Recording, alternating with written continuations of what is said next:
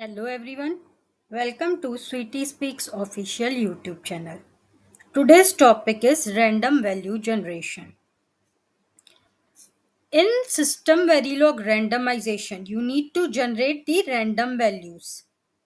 If you want to generate the random values, you need to know the ways in which we can generate these random values in system Verilog. Today we are going to see all those ways. Let's get started. Also, in case you did not go through the previous lectures where we covered about rand and randc, which are the ways to declare your random variable. If you want to randomize any variable, you need to declare it as rand or randc. And we also discussed about some randomization methods like randomize, pre-randomize, post-randomize. Please go through those lectures first and then come to this lecture, because this is a continuation of system verilog randomization series. Sequence is very important, so I request you, please learn this system verilog randomization in sequence. Now let's get started and understand how to generate a random value in system verilog. The different ways to randomize, or the different ways to generate the random values in system verilog are with the help of system functions and methods. These system functions and methods are provided by system verilog itself. Today we are going to see all these system functions and methods in detail. I request you to please understand. If you don't understand, go through this lecture again and again. I'm trying to use very easy language. So please go through this again and again till you understand these methods. The different methods which we are going to understand today is $u random, then $u random range, s random, get rand state, and set rand state. Let's see $u random first. What does $u random do? It will generate pseudo random numbers. In system verilog, there is something called as PRNG. PRNG is pseudo random number generator. This $u random is going to use the PRNG, which is pseudo random number generator provided by system verilog, to generate pseudo random numbers for your randomized variables. It will return a 32-bit unsigned random number. Please note, it's an unsigned random number. Unsigned means there are not going to be any negative values. The values are going to be positive. It's not signed. What is the syntax? Syntax is something like that. Function int, it returns an integer value. We said 32-bit. It returns a 32-bit unsigned integer. And since it returns unsigned value, we say unsigned. Then $u random. And please note, I have given this int seed inside square bracket. Square bracket in syntax means this is optional. It is not necessary that you provide a seed. If you want to be a verification engineer, you need to understand a concept called as seed. Let me help you understand this concept with the help of some example. In system verilog, we are going to use randomization a lot because we are going to generate random scenarios. We already discussed in randomization introduction what is the need of randomization. If you didn't go through that, please go through that lecture first so that you understand what is the need of randomization and why we are going to use randomization. So when you are going to use randomization, there can be a lot of different scenarios which can be produced. There are a n number of scenarios. There can be thousand lakhs of scenarios. Now say one particular scenario, one particular sequence of random values which are generated, they help you in finding a particular bug for the design. With, with a particular sequence of random values which were generated by the system verilog randomization. Now, if I want to reproduce that issue, I need the same sequence of the random numbers, same sequence of the random variables to be generated. Only then I can reproduce the bug or the issue. In that case, what we do, whatever is the random sequence which was generated, you can save it using a seed.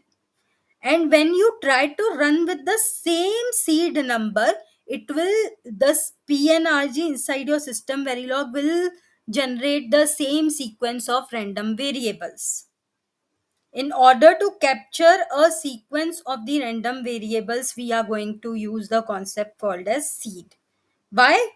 So that we can reproduce a particular scenario in our design, whichever might be buggy. And when we reproduce, the designer will give you the fix. And to test that fix also, again you need to run with the same seed.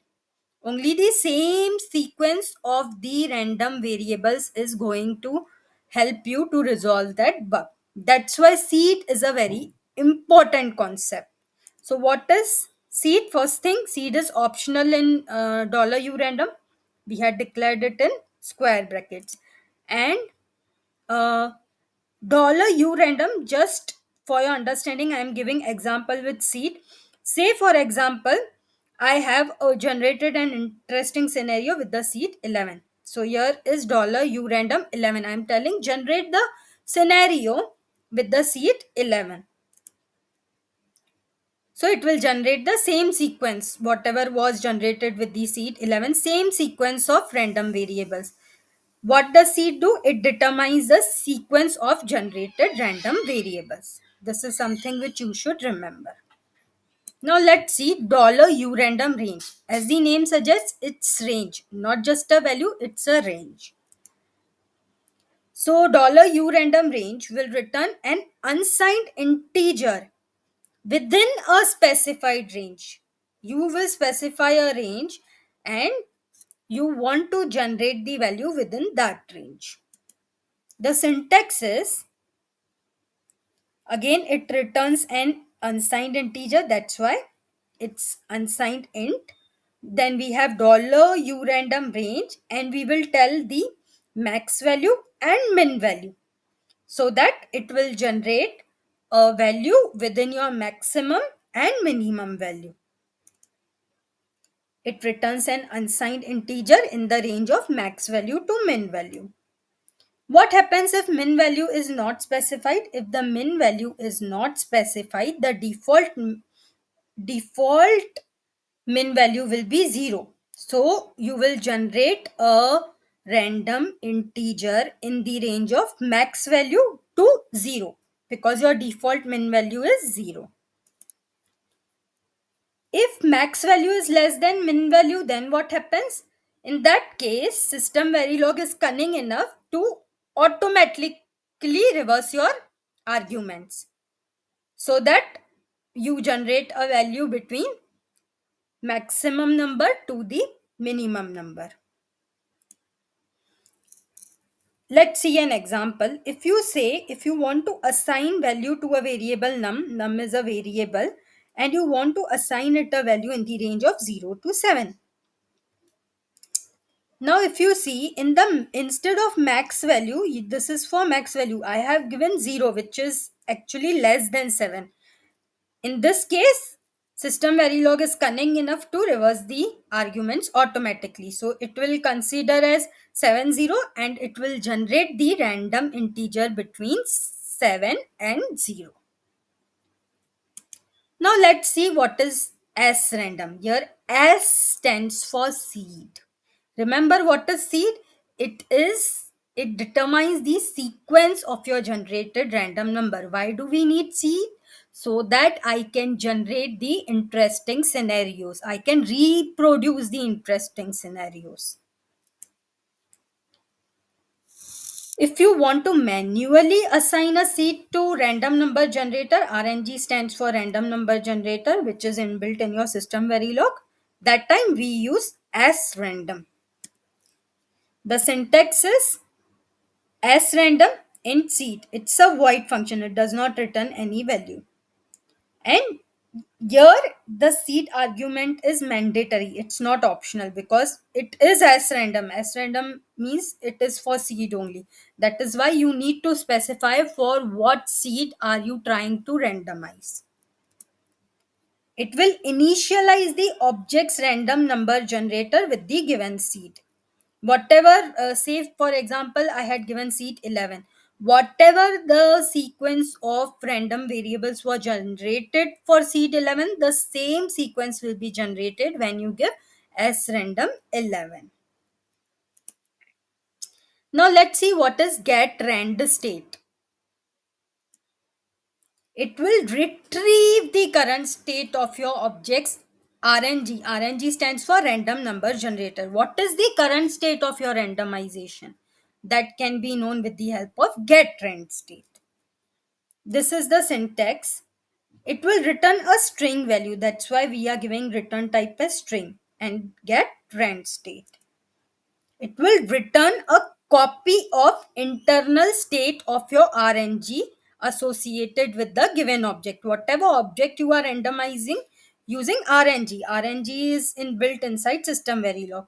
Whatever is the internal state of your RNG which is associated with the object you are randomizing, that will be returned in the string format by getRandState method. RNG state is a string of unspecified length and format. You might not know what is the length and format of that string, but you know that it is a string. As we have get, we also have set. If I want to set some rand state, that time I am going to use set. Set rand state is used to set the state of an object's RNG. What is the syntax? Again, it returns a string type and set rand state. It copies the given state, whatever state you are giving, that will be copied into the internal state of the RNG. Now, say for example, you are trying to set a rand state which was not obtained using get. It can be undefined, because if you have set a state which was not obtained using get rand state, it is possible it is not a valid state at all. That is why it is undefined.